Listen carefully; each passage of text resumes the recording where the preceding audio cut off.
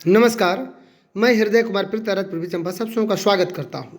अब बिहार के विद्यालयों का गोपनीय तरीके से होगा निरीक्षण। बिहार के विद्यालयों का गोपनीय तरीके से निरीक्षण इसलिए होगा कि चूंकि जो पहले निरीक्षण करता थे उनके निरीक्षण में और वास्तविक सत्यापन में यानी भौतिक सत्यापन में अंतर पाया गया है। इस अंतर के चलते एक पत्र जारी किया गया है जिसमें संविदा कर्मी अब निरीक्षण नहीं करेंगे और निरीक्षणकर्ता का पद और दायित्व दोनों तय किया गया है और विद्यालयों को पता भी नहीं चलेगा और विद्यालयों का निरीक्षण हो जाएगा। और ये बात बिल्कुल गोपनीय तरीके से होगा उनका निरीक्षण। ये सभी पदाधिकारियों को भी निर्देशित किया गया है कि निरीक्षण में जो सूची तैयार की जाएगी उन विद्यालयों की सूची को गोपनीय रखा जाएगा। तो चलिए, अगर आप मेरे चैनल पर नए हैं तो मेरे चैनल को सब्सक्राइब जरूर कीजिएगा, बेल आइकन जरूर दबाइएगा। अगर ये वीडियो आपको अंत तक अच्छा लगे तो सबसे अधिक इसे शेयर कीजिएगा। आइए शुरुआत करते हैं। एक पत्र जारी किया गया है डॉक्टर एस सिद्धार्थ साहब जो अपर मुख्य सचिव हैं हमारे शिक्षा विभाग बिहार सरकार के, और एक पत्र जो जारी किया गया है आज 20/2/2025 को ही जारी किया गया है। 10 देख सकते हैं, गोपनीय से यहाँ पे पत्रांक है। शिवा में सभी जिला शिक्षा पदाधिकारियों को उन्होंने पत्र लिखा है और विद्यालयों का निरीक्षण या अनुश्रवण के संबंध में उन्होंने ये पत्र लिखा है। उन्होंने लिखा है कि महाशय, जो पुराने पत्रों का उन्होंने हवाला दिया है कि पत्रांक 76 जो 6/6/2024 द्वारा राज्य के सभी सरकारी विद्यालयों में गुणवत्तापूर्ण शिक्षा उपलब्ध कराने के उद्देश्य से विद्यार्थियों को उचित शैक्षणिक वातावरण सुनिश्चित करने के लिए विद्यालय निरीक्षण हेतु दिशा निर्देश निर्गत किए गए हैं। इस क्रम में सरकारी विद्यालय के निरीक्षण हेतु नया प्रपत्र विभागीय पत्रांक 74 दिनांक 15/1/2025 द्वारा विद्यालय के निरीक्षण प्रतिवेदन विहित प्रपत्र में भरकर स्कैनिंग कर इस शिक्षा कोष पर अपलोड करने हेतु दिशा निर्देश संसूचित किया गया है। यानी उस पत्र का जिक्र कर रहे हैं कि पहले से जो ये पत्र जारी किए गए जिसके तहत इस शिक्षा कोष पर जो भी हमारे निरीक्षण करता होते हैं वो आते हैं और निरीक्षण के फलस्वरूप जो पत्र है वो इस शिक्षा कोष पर अपलोड करते हैं। अब उनका ये कहना है कि इस पद्धति में क्या खामियां हैं कि उक्त क्रम में शिक्षा विभाग के सभी कार्यालयों में पदस्थापित सभी पदाधिकारियों एवं कर्मियों को विद्यालय अनुश्रवण की जिम्मेदारी दी गई। जिला शिक्षा कार्यालय में कार्यरत संविदा पदाधिकारी या कर्मी या वाह्य स्रोत यानी जो बाहर से जुड़ा है कार्यरत कर्मियों से प्राप्त निरीक्षण प्रतिवेदन की समीक्षा के क्रम में पाया गया कि इनके द्वारा निरीक्षण प्रतिवेदन में अंकित किए गए डाटा लगभग फर्जी है। यानी जो डाटा लेके जाते हैं ये जिक्र कर रहे हैं कि शिक्षा विभाग के सभी कार्यालयों के जो पदस्थापित सभी पदाधिकारी एवं कर्मी को जो विद्यालय अनुश्रवण की जिम्मेदारी दी गई थी, तो संविदा पदाधिकारी या संविदा कर्मी या जो आउटसोर्सिंग से जो बहाल हैं उनका जो डाटा है ये लगभग पूरी तरह से फर्जी है। जब स्थलीय जांच की गई तो निरीक्षण प्रतिवेदन और स्थलीय स्थिति में बहुत भिन्नता थी। निरीक्षण प्रतिवेदन और स्थलीय स्थिति का मतलब है कि मान लीजिए उन्होंने निरीक्षण किया और विद्यालय में जो 250 बच्चों की उपस्थिति दर्ज कर ली उन्होंने पंजी में, जबकि स्थलीय निरीक्षण किया गया तो पता चला कि मात्र वहाँ पे 100 बच्चे ही थे। तो ये 150 बच्चे या जो शिक्षक की उपस्थिति या पठन पाठन की स्थिति, कमरों की स्थिति या शौचालय की स्थिति, उन्होंने साफ सफाई के संबंध में जो निरीक्षण किया उससे हुए स्थलीय स्थिति में बहुत भिन्नता थी। और मानना है अपर मुख्य सचिव साहब का जो ये निरीक्षण जो पत्र है यह पूरी तरह से फर्जी निकला। एक तरह से जो उन्होंने किया था, कौन, जो संविदा कर्मी है और जो पदाधिकारी हैं या आउटसोर्सिंग से जो बहाल है, उन्होंने लिखा है कि उनके द्वारा अपने कर्तव्य के निर्वहन में भी सचेतता एवं संवेदनशीलता की कमी पाई गई। अब उन्होंने क्या लिखा, तो इसीलिए अब ये निम्न तरीके से वो लिख रहे हैं कि ये हमारे पदाधिकारी होंगे, यही आप अब क्या करेंगे, निरीक्षण करेंगे और निरीक्षण का प्रपत्र क्या होगा, इन सारी बातों की जानकारी हम इस वीडियो में प्राप्त करेंगे। तो अगर आप मेरे चैनल पर नए हैं तो अपने चैनल को सब्सक्राइब जरूर कीजिएगा, बेल आइकन जरूर दबाइएगा। अगर वीडियो आपको अंत तक अच्छा लगे तो सबसे अधिक इसे शेयर कीजिएगा। ये आप पढ़ते हैं कि समझते हैं कि किन के द्वारा निरीक्षण किया जाएगा। तो जो निरीक्षण किया जाएगा वह निरीक्षण की गुणवत्ता और उपयोगिता बढ़ाने हेतु, यानी निरीक्षण की गुणवत्ता एवं उपयोगिता बढ़ाने हेतु निरीक्षण व्यवस्था में बदलाव करने का निर्णय लिया गया। अब यह निर्णय लिया गया कि अल्प अवधि यानी संविदा पर या नियोजित या आउटसोर्स के माध्यम से जो नियोजित किसी भी कर्मी के माध्यम से विद्यालय का निरीक्षण नहीं किया जाएगा। अब सिर्फ शिक्षा विभाग एवं बीईपी के निम्नलिखित नियमित पदाधिकारी ही विद्यालयों का निरीक्षण करेंगे। बीईपी बिहार एजुकेशन प्रोजेक्ट जो है। अब कौन कौन निरीक्षण करेंगे, तो आइए देख लेते हैं। सबसे पहले सबसे प्रमुख जो हमारे हैं, जो शिक्षा विभाग के हेड होते हैं जिला में, जिला शिक्षा पदाधिकारी महोदय। उसके बाद डीपीओ महोदय यानी डीईओ हो गया, डीपीओ हो गया जिला कार्यक्रम पदाधिकारी। उसके बाद जो प्रोग्राम ऑफिसर और भी हो सकते हैं कार्यक्रम पदाधिकारी। उसके बाद प्रखंड में प्रखंड शिक्षा पदाधिकारी जो बीईओ है। उसके बाद अपर जिला कार्यक्रम समन्वयक जो बीईपी होते हैं, सहायक कार्यक्रम पदाधिकारी बीईपी। किन विद्यालयों का निरीक्षण किया जाएगा, अब आइए इस पर भी उन्होंने एक पत्र जारी किया। इसमें लिखा हुआ है कि जिन विद्यालयों का निरीक्षण किया जाना है उसका चयन प्रत्येक निरीक्षण हेतु निर्धारित दिन अपर मुख्य सचिव के द्वारा किया जाएगा।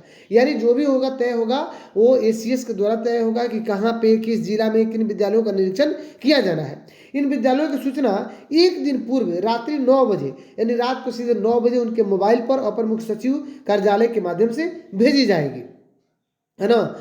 और सूचना के आधार पर अगले दिन संबंधित पदाधिकारी यानी जो पदाधिकारी हैं उनके पास रात को 9 बजे भेजी जाएगी। और सूचना के आधार पर अगले दिन संबंधित पदाधिकारी विद्यालय निरीक्षण के लिए प्रस्थान करेंगे। लेकिन ध्यान रखेंगे कि विभागीय पत्रांक 76 और 6/2024 में दिए गए दिशा निर्देश के आलोक में निरीक्षण करेंगे तथा विद्यालय निरीक्षण से संबंधित प्रतिवेदन विभागीय पत्रांक इतना के अनुसार फिर इस शिक्षा कोश पोर्टल पर अपलोड भी करना सुनिश्चित करेंगे। जो नया प्रपत्र अभी आ चुका है वो नया प्रपत्र संलग्न है इसके साथ, उसके अनुसार ये अपलोड करेंगे। आइए बात कर लेते हैं कि विद्यालय के निरीक्षण की सूचना पूर्ण रूप से गोपनीय रखी जाएगी। निरीक्षण के दिन विद्यालय के किसी भी शिक्षक अथवा शिक्षा विभाग के किसी भी पदाधिकारी या कर्मी को बिना बताए हुए विद्यालय की ओर प्रस्थान करेंगे और विद्यालय का निरीक्षण करेंगे। यह सभी निरीक्षण औचक होंगे एवं पूर्व सूचना के आधार पर नहीं होंगे।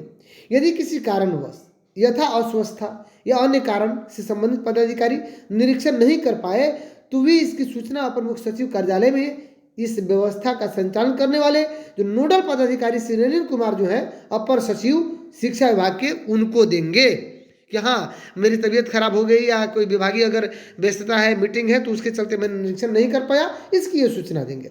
जो तब जब सूचित करेंगे अपर मुख्य सचिव कार्यालय द्वारा पुनः किसी अन्य तिथि को निरीक्षण हेतु कोई अन्य विद्यालय आवंटित किया जाएगा जिसका वे निरीक्षण करेंगे। क्योंकि उनको पता चल गया है कि किसका करना था और वो जब निरीक्षण नहीं किए तो हो सकता है कि पत्र वायरल हो जाए, तो इसलिए अब जब दोबारा उनका जो शेड्यूल आएगा तो किसी अन्य विद्यालय का आएगा जो अन्य तिथि पर वो कर पाएंगे। सभी पदाधिकारी को प्रत्येक माह कम से कम 25 विद्यालयों का औचक निरीक्षण किया जाना है। यानी जितने पदाधिकारियों का नाम मैंने ऊपर पढ़ के बताया है, लगभग ये 6 तरह के पदाधिकारी हैं। इनको प्रत्येक माह 25 विद्यालयों का निरीक्षण करना है।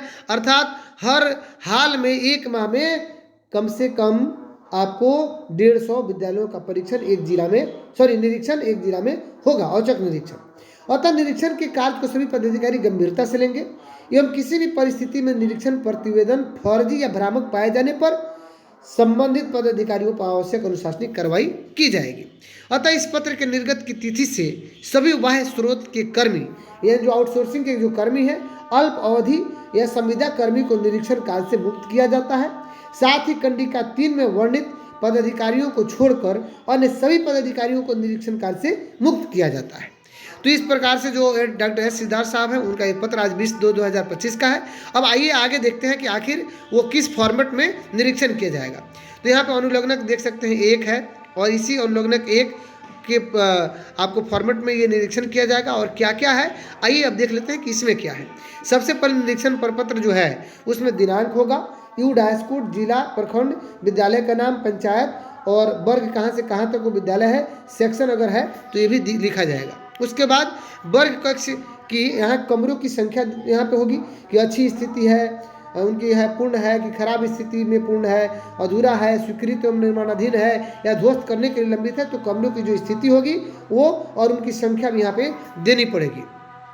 अन्य भवन में आ गए आपको जैसे कि शौचालय हो गया, पुस्तकालय हो गया, भंडार हो गया, कार्यालय हो गया, ICT लैब हो गया, प्रयोगशाला हो गया, अन्य कमरे, तो उनमें भी उनकी स्थिति जो अच्छी है या खराब है या निर्माणाधीन है, स्वीकृत है, ध्वस्त करने हेतु ये सब देना पड़ेगा।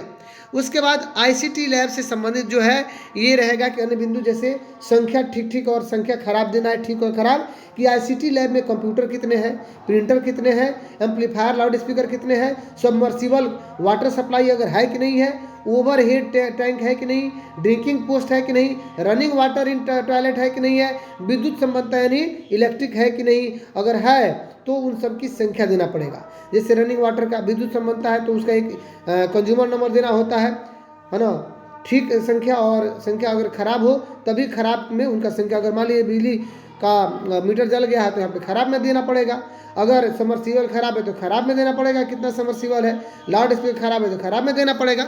इस तरह से निरीक्षण होगा। अब ये सबसे जो महत्वपूर्ण है कि बेंच डेस्क से संबंधित जो रहेगा कि कक्षा 1 2 3 4 5 6 7 8 9 10 से 12वीं तक का ये निरीक्षण होगा, जिसमें कि बेंच और डेस्क की संख्या कितनी है, और खराब क्वालिटी की बेंच डेस्क की संख्या कितनी है, टूटे बेंच डेस्क की संख्या कितनी है, चालू कितने हैं, खराब कितने हैं, पंखा है या नहीं है, अगर है तो कितना कितना है, ये भी देना पड़ेगा। अब आइए चारदीवारी से संबंधित है कि जो चारदीवारी पूर्ण करके मैंने बाउंड्री हो गया है कि नहीं हुआ है, बाउंड्री हो रहा है, टूटा हुआ है, बाउंड्री नहीं है, खेल के मैदान के संबंध में देना है कि लंबाई चौड़ाई कितनी है, खेल सामग्री में देना है कि फुटबॉल है कि नहीं, छोटी गेंद है कि नहीं, बैट है कि नहीं, यानी बल्ला है कि नहीं, वाद्य यंत्रों की संख्या देना है कि हारमोनियम और तबला, ये हाई स्कूल 10+2 के लिए है। ठीक उसी प्रकार मध्याह्न भोजन योजना से संबंधित आपको देना है कि भंडार में चावल कितना है, यानी चावल का अवशेष, प्लेट कितना है, गिलास कितना है, जग कितना है, दरी कितना है, रसोई घर अगर है तो उसमें स्टोव या चूल्हा कितना है, सिलेंडर कितना है, फल और अंडा की संख्या भी देना है। क्या भोजन की गुणवत्ता एवं छात्रों की संख्या सभी शिक्षकों से सत्यापित किया जा रहा है या नहीं, यदि नहीं तो अलग से प्रतिवेदन संलग्न करें। तो उनका मतलब कहने का मतलब है कि जो एक पत्र जारी हुआ है जिसमें कि सभी शिक्षकों से हस्ताक्षर करवाना है एमडीएम वाले प्रपत्र पर कि डेली जो संधारण होता है कि इसमें जो एमडीएम की गुणवत्ता अच्छी है, बेहद बहुत बढ़िया है या नहीं है, खराब है, बच्चों की छात्र संख्या से लेकर के शिक्षक का मंतव्य भी उस पर एक तरह से हस्ताक्षर करना है। और जो अगर एमडीएम के जो एमडीएम जो बन रहा है अगर उसकी स्थिति से अगर वो संतुष्ट नहीं है तो असंतुष्ट वाले कॉलम में वो टीचर सिग्नेचर करते हैं। अब आइए FLN किट्स से संबंधित इसमें है कि FLN किट्स विद्यार्थियों को दी गई किट्स की संख्या कितनी, क्या किट्स का उपयोग शिक्षकों द्वारा किया जा रहा है, यदि हाँ तो हाँ, नहीं किया जा रहा है, बक्से में बंद है, ये सब। पुस्तकालय के संबंध में है कि अलग कमरा है, अलमारी की संख्या, टेबल की संख्या, कुर्सी की संख्या, किताबों की संख्या, ये सब दिया जाना है। उसके साथ ही मैं आपको बता दूं कि विद्यालय में उपस्थिति, अब ये सबसे इम्पोर्टेंट है कि उस दिन जिस तिथि को निरीक्षण होगा उस दिन क्लास 1 से लेकर के 12वीं तक नामांकित कितने हैं, उपस्थित कितने हैं, यूनिफॉर्म में कितने हैं, बिना यूनिफॉर्म में कितने हैं, परीक्षा देने वाले विद्यार्थियों की संख्या जो दिए हैं, छमाही तिमाही जो भी है, वार्षिक या साप्ताहिक जो चल रहा है, तो ये सब चीज़ें हैं। शिक्षक विवरणी की जहाँ तक की बात है कि क्षमता कितनी है, यानी उस विद्यालय में मान लीजिए 5 शिक्षकों की क्षमता है, पदस्थापित कितने हैं, और प्रतिनियुक्ति पर अगर शिक्षक चला गया है, जैसे मान लीजिए ट्रेनिंग में है, जनगणना में है, तो इस आधार पर प्रतिनियुक्ति पर अन्य कोई स्कूल में अगर है तो अन्य प्रतिनियुक्ति पर है तो जैसे मान लीजिए कि उस दिन अगर प्रशिक्षण में गए हो तो उपस्थित और अनुपस्थित ये भी देना है। प्रतिनियुक्ति ये होता है कि प्रशिक्षण के लिए जाते हैं 1-2 दिन के लिए, या जैसे अगर मास्टर ट्रेनर के रूप में काम कर रहे हैं जिला में इलेक्शन को लेकर के या जनगणना को लेकर के, तो इसके लिए भी। स्मार्ट वर्ग कक्ष के संबंध में भी उनको देना है ये रिपोर्ट कि स्मार्ट क्लास में कार्यरत टेलीविजन कितना है, कार्यरत कितना है, इंटरनेट कितना है, कार्यरत और अकार्यरत वर्ग कक्ष जो क्लास वर्क है तो विषयवार नोटबुक है या नहीं है, गृह कार्य दिया जाता है या नहीं दिया जाता है, जांचा जाता है कि नहीं जाता है, निरीक्षण की तिथि, निरीक्षित पदाधिकारी का नाम, पदनाम और हस्ताक्षर यहाँ पे करना होगा। साथ ही क्या मुख्यमंत्री परिभ्रमण योजना के अंतर्गत बच्चों का परिभ्रमण कराया गया है, हाँ या नहीं, यहाँ पे देना है। और क्या विद्यालय का कोई कमरा जमीन अतिक्रमित है, अगर हाँ तो संक्षेप में अंकित करें। ये सारी बातों का जिक्र इसमें दिया जाना है। 1 साल से अधिक अवधि से लंबित अगर कोई कार्य है तो उसको भी यहाँ पे लिखना है। अन्य लंबित भवन है, अगर किसी विद्यालय में 12 से अधिक कमरे हैं तो उसका प्रतिवेदन अलग से संलग्न कर अन्य मुद्दे यानी निरीक्षित पदाधिकारी का सामान्य टिप्पणी करना होगा। तो इस प्रकार से ये किया जाना है। तो इस प्रकार जो विद्यालयों का निरीक्षण होगा गोपनीय तरीके से होगा, किसी को पता नहीं होगा। प्रत्येक पदाधिकारी को 25 विद्यालयों का निरीक्षण करना है माह में, और वही पदाधिकारी निरीक्षण करेंगे जो यहाँ पे कंडिका शायद 3 में दी गई है। 6 हमारे पदाधिकारी हैं, DO हैं, DPO हैं, PO हैं, BO हैं और BEP हैं, जो 2 तरह के। तो यही आपका निरीक्षण करेंगे, विद्यालय को पता नहीं चलेगा। तो सजग रहिए, सचेत रहिए, सही एंट्री कीजिए। या इन्हीं शुभकामनाओं के साथ अगर ये वीडियो आपको अच्छा लगा हो तो सबसे अधिक से शेयर कीजिएगा। अगर आप मेरे चैनल पर नए हैं तो अपने चैनल को सब्सक्राइब जरूर कीजिएगा, बेल आइकन जरूर दबाइएगा। मिलते हैं नेक्स्ट वीडियो में, तब तक के लिए थैंक यू।